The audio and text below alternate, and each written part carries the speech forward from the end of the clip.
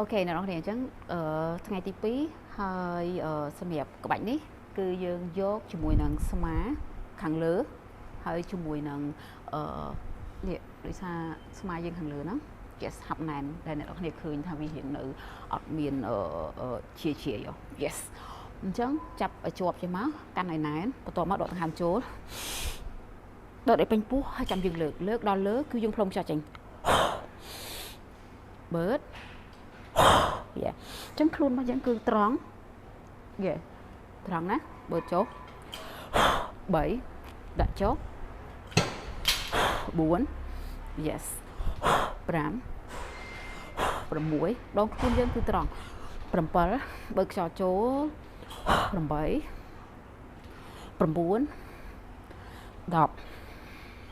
11អូខេបើចូល